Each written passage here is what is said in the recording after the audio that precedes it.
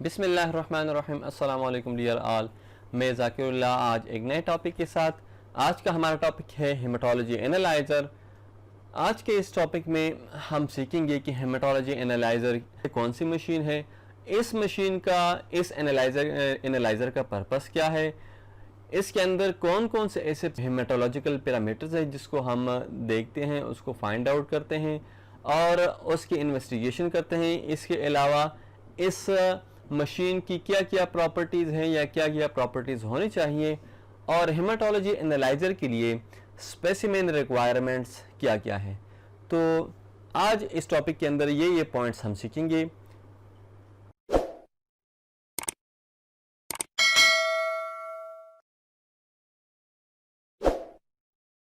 Haematology analyser हमारे पास basically एक computerised machine है जो कि हाईली सोफिस्टिकेटेड कम्प्लेक्स मशीन है और ये मशीन डिज़ाइन किया गया है to count the number of different type of cells in the blood. ठीक है, ब्लड के अंदर जो डिफरेंट टाइप ऑफ सेल्स हैं, हमारे पास रेड ब्लड सेल्स हैं या वाइट ब्लड सेल्स हैं या वाइट ब्लड सेल्स के और टाइप्स हैं या प्लेटलेट्स हैं।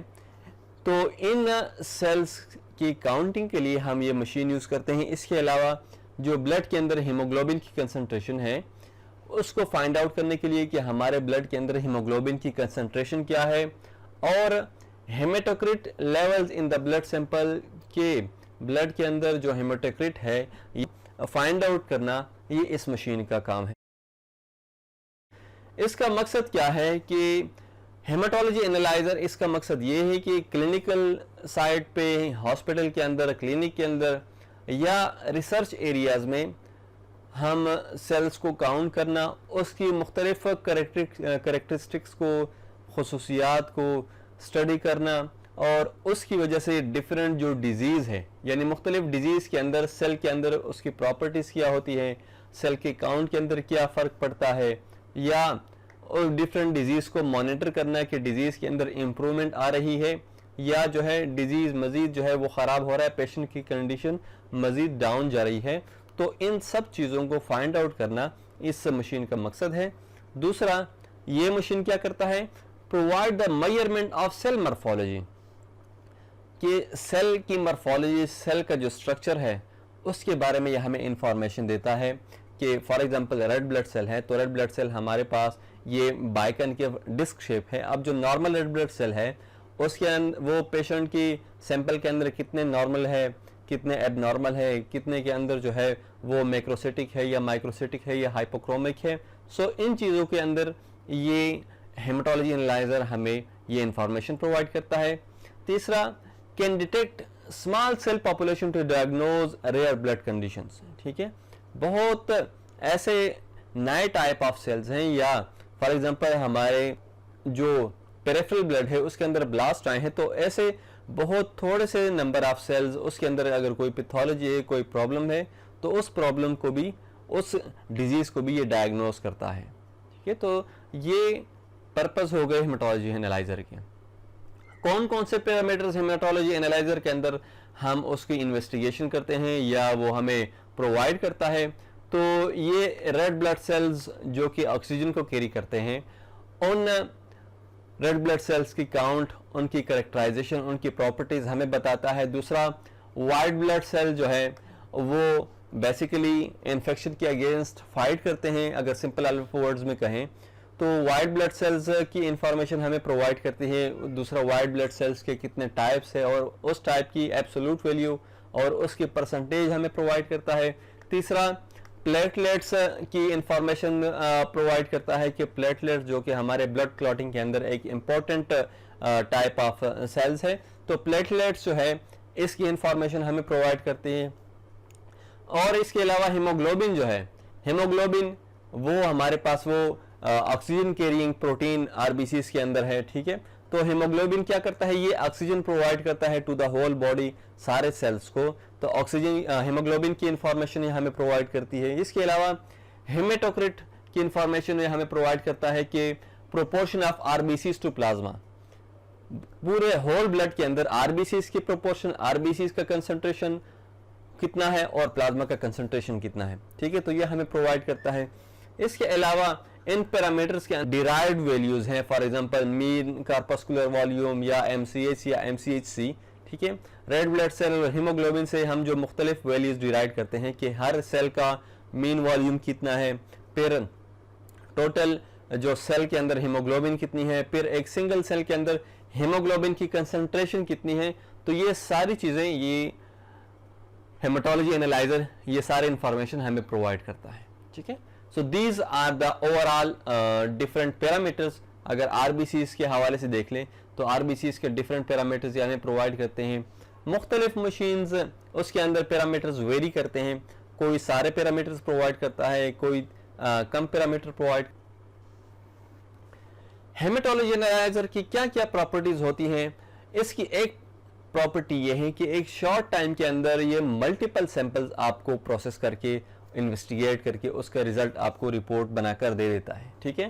तो ज़्यादा सैंपल्स कम टाइम के अंदर प्रोसेस होते हैं। और दूसरा क्या है कि शॉर्ट टाइम के अंदर यानी और बहुत कम sample 25 to 45 microlitre depending on the type of machine, मुख्तलिफ किस्म की मशीन है, अप टू 18 हेमाटोलॉजी पैरामीटर्स आपको प्रोवाइड करता है। यानी यूजुअली आजकल जो मशीन्स आ रही हैं वो तकरीबन 14-15 पैरामीटर्स आपको प्रोवाइड करती हैं जो सिंपल रूटीन लैब्स के अंदर होती हैं। बाकी जो एडवांस हेमाटोलॉजी एनालाइजर है वो आपको 18 पैरामीटर्स तक भी प्रोवाइड करती हैं।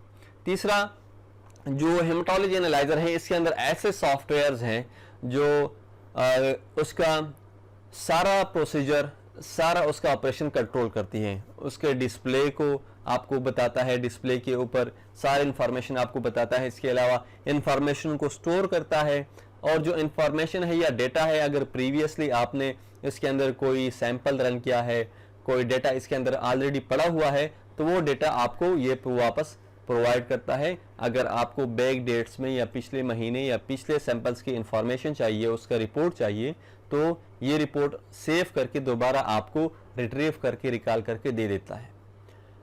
और ये जो मशीन्स हैं, these machines are user friendly.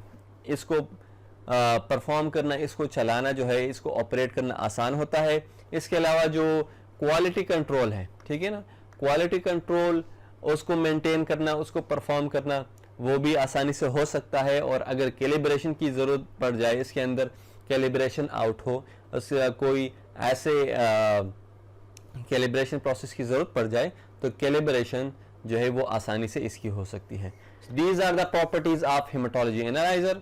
Specimen requirement क्या क्या है हेमाटोलॉजी एनालाइजर के लिए कि हम उसके ज़रिए ब्लड की एनालिसिस करें? तो फ्रेशली जो कलेक्टेड कैपिलरी ब्लड है या वेनस ब्लड है या आर्टीरियल ब्लड है, इन तीनों में से कोई भी ब्लड हो तो उसके ज़रिए हम इन्वेस्टिगेशन कर सकते हैं। हेमाटोलॉजी एनालाइजर इन तीनों को एक्सेप्ट करता है, लेकिन आमतौर पर हम वेनस ब्लड को ज़्यादा प्रेफर करते हैं। वेनस ब्लड को इसलिए प्रेफर करते हैं क्योंकि इससे सैंपल लेना आसान होता है, इसके अंदर जो है ज़्यादा कॉम्प्लेक्सिटी नहीं है, वेन्स हमें इजीली सुपरफिशियली वो स्किन के साथ मिल जाते हैं। आर्टीरियल ब्लड जो है एक तो उसका कलेक्शन थोड़ा सा मुश्किल है, सैंपल लेना थोड़ा सा मुश्किल है क्योंकि वो डीप होते हैं। दूसरा, आर्टीरियल ब्लड के अंदर उसका प्रेशर ज़्यादा होती है क्योंकि उसके अंदर गैसेस होती है। तो ये ब्लड एक दफ़ा हमने सैंपल ले लिया तो उसको ब्लड वो ब्लीडिंग की चांसेस ज़्यादा हैं कि ज़्यादा ब्लीडिंग हो जाए। सो दैट्स वाई एक वजह से हम इस वजह से आर्टीरियल ब्लड वो कलेक्ट नहीं करते। तीसरा ऑप्शन है कैपिलरी का। तो कैपिलरीज चूँकि बहुत ज़्यादा बारीक होती हैं, बहुत, तो एक तो कैपिलरीज के अंदर डबल प्रिक के चांसेस ज़्यादा होते हैं कि नीडल जो है उसको क्रॉस कर जाए। सेकेंडली, कैपिलरी में जो RBC है उसके ब्रेकेज के चांसेस वो ज़्यादा होते हैं, हेमोलिसिस की चांसेस ज़्यादा होता है, तो हमारा सैंपल ख़राब होने का खदशा होता है। सो दैट्स वाई हम फिर वेन से ब्लड कलेक्ट करते हैं। इसके लिए जो एंटीकोगुलेंट यूज़ होता है दैट इज़ EDTA, ठीक है। EDTA एंटीकोगुलेंट यूज़ होता है तकरीबन 1.5 मिलीग्राम पर ml ऑफ ब्लड, ठीक है। हर ml के लिए 1.5 मिलीग्राम जो EDTA है वो चाहिए होता है। और इसके साथ जो पोटेशियम है, तो international committee for standardisation in haematology उसने जो K2 EDTA है, ठीक है, डाइपोटेशियम जो EDTA है उसको प्रेफर किया है और उसकी कंसंट्रेशन 1.5 से 2.2 मिलीग्राम पर ml ऑफ ब्लड जो है वो रिक्वायर्ड होता है ताकि सेल की काउंटिंग करे और उसके साइज को मेजर करे। तो ये जो एंटीकोगुलेंट है हम हेमाटोलॉजी में यूज करते हैं। जो स्पेसिमेन रिक्वायरमेंट के अंदर ये बात भी है कि हमने जो भी सैंपल कलेक्ट कर लिया, स्पेसिमेन कलेक्ट कर लिया, ईडिट किया एंटीकोगुलेटेड ब्लड, तो उसको अगर रूम टेम्परेचर पे है तो उसको मैक्सिमम 6 आवर तक स्टोर करके उसको प्रोसेस कर सकते हैं, ठीक है। और अगर 4 डिग्री सेंटीग्रेड पर है तो 4 डिग्री सेंटीग्रेड पर हम 24 आवर्स तक उस सैंपल को प्रोसेस करके उसका जो रिजल्ट है वो हम रिलायबल कंसिडर कर सकते हैं, ठीक है, for the cells and haemoglobin. अगर ऐसा हो जाए कि अगर रूम टेम्परेचर पे 6 आवर से ज़्यादा हो जाए या 4 डिग्री सेंटीग्रेड पर 24 आवर से ज़्यादा टाइम गुजर जाए और हमने सैंपल को प्रोसेस नहीं किया तो सेल्स के अंदर और हीमोग्लोबिन के अंदर वो चेंजेस आ जाती हैं और जो हमारे रिजल्ट है वो रिलायबल नहीं होता। उसके लिए दोबारा से फ्रेश सैंपल को लेना पड़ेगा।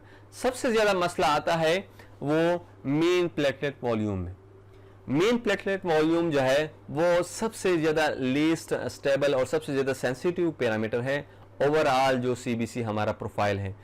प्लेटलेट सारे आपस में मिल जाते हैं तो मल्टीपल जगह पर प्लेटलेट्स क्लॉट्स बन जाते हैं और वो हमें फिर एक्यूरेट रिजल्ट नहीं देता।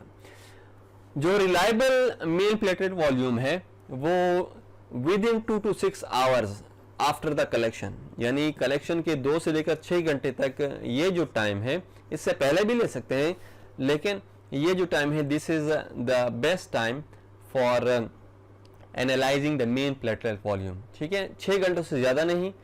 तो इस 6 घंटों के अंदर अंदर हमने जो होल ब्लड सैंपल जो सीबीसी है या ब्लड सीपी है तो उसको हमने एनालाइज करना है in the haematology analyser. So that was about today's lecture. उम्मीद है आपको हेमाटोलॉजी एनालाइजर उसके जो प्रॉपर्टीज़ हैं, जो पैरामीटर्स हैं और जो सैंपल रिक्वायरमेंट्स हैं आपको आइडिया हो गया होगा। इंशाल्लाह नेक्स्ट लेक्चर के अंदर हम हेमाटोलॉजी एनालाइजर उसका वर्किंग प्रिंसिपल कि किस तरह हेमाटोलॉजी एनालाइजर हमें सेल्स को काउंट करके उसकी प्रॉपर्टीज़ को वो इंटरप्रेट करके रिपोर्ट देता है। अस्सलाम वालेकुम, अल्लाह हाफ़िज़।